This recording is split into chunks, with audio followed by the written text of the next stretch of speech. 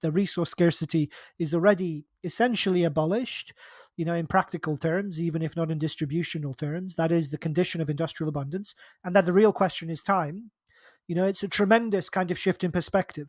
Mm. And I think it's worth dwelling on, I think, the fact that we should be focused on time as the real scarcity, not on the scarcity of goods.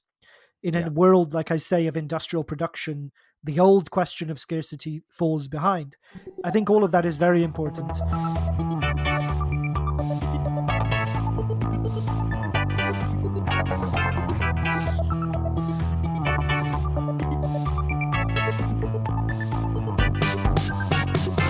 Milan ou Tripoli, Vilnius ou Benghazi, Paris, Moscou, on fait le boonga, boonga. Bangkok ou Bogota, Le Caire ou Jakarta, Gustavia, on fait le boonga, boonga. Hello, dearest of our dear patrons, the most intimate circle. Welcome to the 2023 BungaCast Reading Club, Episode 2. Here we'll be focusing on three big themes, as I'm sure you already know: freedom, legitimacy, and globalization. Thanks again to everyone who has been with us in last year's syllabus and who already joined us for the beginning of this year's syllabus. So welcome, hello, and it's lovely to see you all. So as I mentioned at the beginning of the last episode, we've tried this year by incorporating some of your comments, adapted and refocused the reading club. So you'll notice that there are fewer works and that they're longer when we hope you and we ourselves get more out of it than before. So the first four episodes, and this is the second of those four of this year's reading club, are dedicated to Martin Hägglund and his 2019 book, This Life, Secular Faith and Spiritual Freedom. Its UK subtitle is a bit different. It's Why Mortality Makes Us Free, but both, I guess, explain what's inside. So here we're going to discuss Chapter 4, Natural and Spiritual Freedom, and Chapter 5, The Value of Our Finite Time. But before that, I'd like to say hello to George and Phil and ask them what they thought of these chapters. I think they were pretty meaty, pretty central chapters. Well, yeah, I'm firstly doing well. Secondly, central chapters. Yep, literally right bang in the middle of the book. So very core, I guess, geographically or physically to the book. But yeah, I mean, I can tell you what I thought about them, or we can discuss them. Geographically determinist, Why are you shaking your head at that? You ask, are they central chapters? Answer, quite literally, yes. It's it's a more technical read, I suppose, than the earlier part of the book, particularly when it gets into some of the Marxist political economy. I'm not, I'd say perhaps I'm not as convinced, but given that we're midway through the book, obviously it's incumbent on us to be open-minded until the end. But it's still, I'm still reminded of what a kind of remarkably ambitious and bold book it is, given that in this section, he pivots away from, basic kind of existential questions to very or more concrete and practical questions of economy. So anyway. Yeah. I guess it is worth just saying that it does go from, so we did part 1 and now we're on to part 2. And I guess given the aspiration to kind of have almost from the very start of what it is to be a human going all the way to democratic socialism, spoiler alert, at the end of the book, there's, there is a kind of, I guess the question is that transition successful, moving from the kind of the part 1 on secular faith, the kind of philosophical underpinnings, to part 2, which still very philosophical, but as Phil was saying, second part on spiritual freedom is trying to be a bit more practical, a bit more political, a bit more social. So yeah, I think a lot to discuss in these two chapters. Okay, so what we're going to do here, I'm going to start off by just outlining what is in chapter 4 and 5 so that we're all on the same page. We know what was in here, and maybe you read the book a little while ago and want to be reminded what is specifically in chapters 4 and 5, which, as I say, are pretty important chapters. And then we will deal with your questions from the last episode, some of which I think perhaps might be resolved by what is contained in chapter 4 and 5, but we'll see when we get there, and then we'll proceed with the main discussion, of course.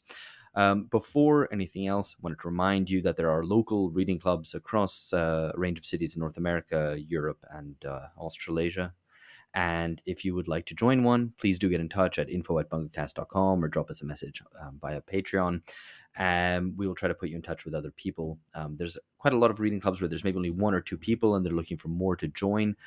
So I will post up on the Patreon a list of where there are people and how many more or less there are, so that you might want to see if you want to join. There's people people have recently got in touch in Buffalo, New York, Atlanta, the east of England, Glasgow and Edinburgh, many other places besides, but also looking for other listeners around that area to meet up in person and continue on the discussion or follow along the discussion or preempt our discussion, even if you want to do it that way. That's all up to you. So anyway, again, do get in touch, info@bungacast.com if you'd like to join or start up a local reading club. Okay, so what's in chapter 4 and 5? In chapter 4, Martin Hägglund argues that even non-human living beings have natural freedom. So animals, for example, engage in self-reproduction, they strive to continue to be alive despite suffering, and they enjoy a surplus of time. All living beings enjoy a surplus of time, Martin Hägglund contends, so that they have time for self-enjoyment, which is distinct from self-preservation. So that means that animals might play or, care for themselves or whatever stuff which is beyond just mere self-preservation. They have some surplus or excess time. But Martin Hägglund is at pains to portray humans as exceptional, for they are the only animals which possess spiritual freedom. And we possess spiritual freedom because we are able to ask ourselves, what should I do? Which also entails the follow-on. Who should I be?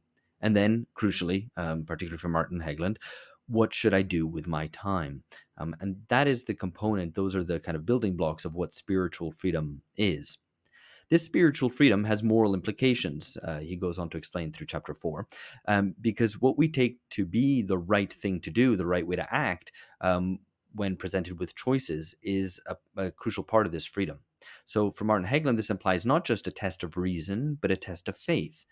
How committed are we to the identities we have chosen? So for example, if you're presented with a dilemma and you are a father, as well as having political commitments as an activist, those two identities might come into clash with each other. So then this dilemma will present you with a choice, one which you will have to resolve. That is central to having spiritual freedom, making these choices and committing to things as ends in themselves, rather than just doing things for instrumental reasons. For example, you act morally to avoid punishment from God, or to strive for salvation. Instead, no, real spiritual freedom means grappling with this secular notion that we have to determine what to do with our time and that ultimately it's up to us. So this is a resolutely secular account of life in which our own mortality is central.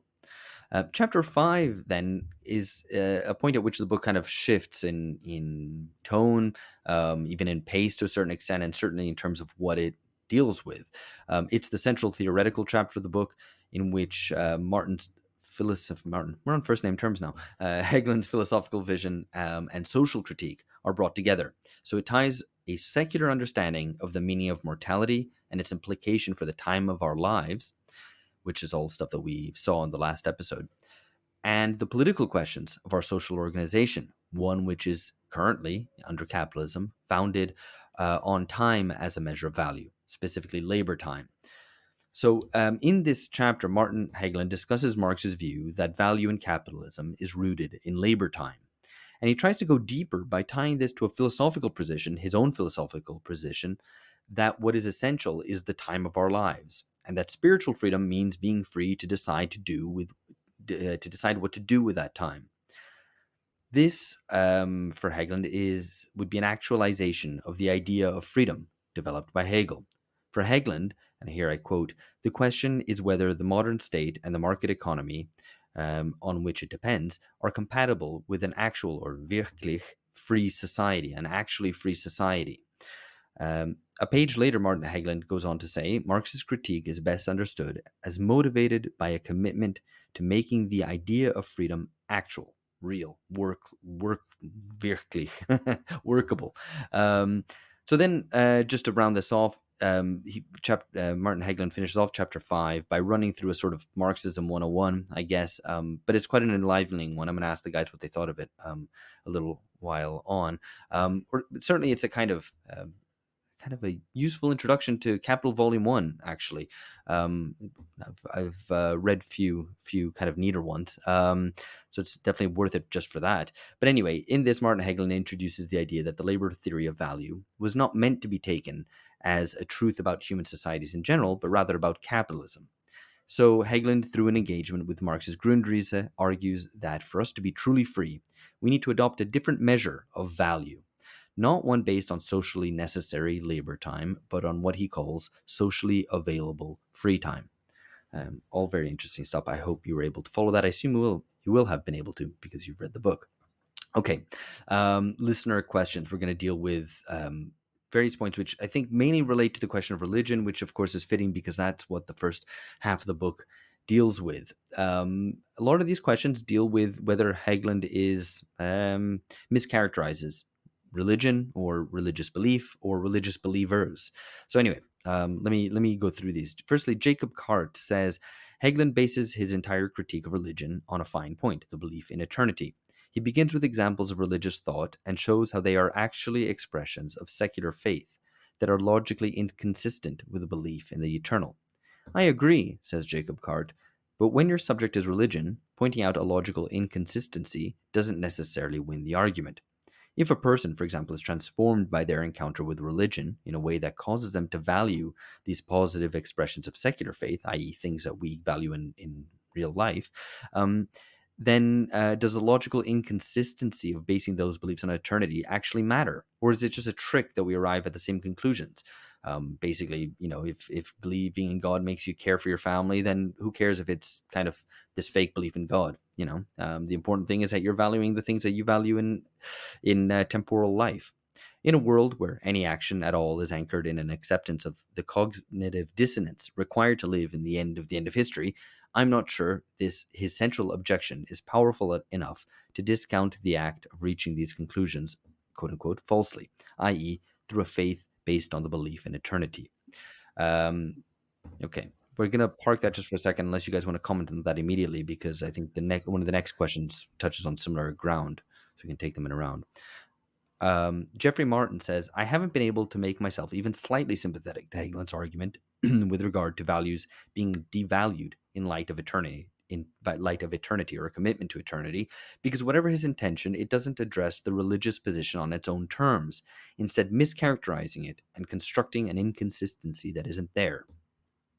So Jeffrey Martin says that religious value systems, ethical frameworks, theologies all postulate hierarchies of values. For example, the goods of this life, including the lives of children murdered at Sandy Hook, are good because it is good to exist in relationships with parents and friends, and to develop to maturity and fulfill both individual and communal purposes, as well as the telos of belonging to human nature as such.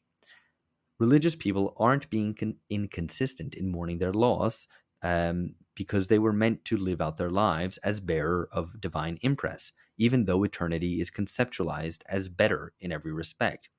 So the fact that one is better doesn't mean that the other isn't as good at all. Just because you believe in eternity and that's what we're all moving towards doesn't mean that temporal life isn't important. The fact that one is recognized as good doesn't mean that the other is superfluous. Absolute and relative goods can coexist. Good and better things can coexist. To posit that a belief in eternity necessarily devalues temporal life presupposes that eternity entails something like agnostic contempt for the body and its life.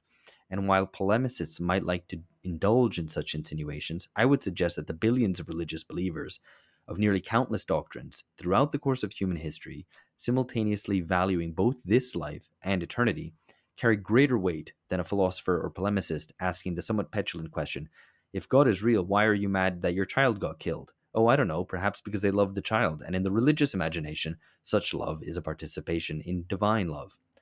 Okay, guys, so does Hägglund mischaracterize religion? Hey there, you've reached the end of a short excerpt from an episode that's been released only to our patrons. If you'd like to join us and gain access to around 2 Patreon exclusive episodes a month, please go to patreon.com/bungacast. We'd love to have you.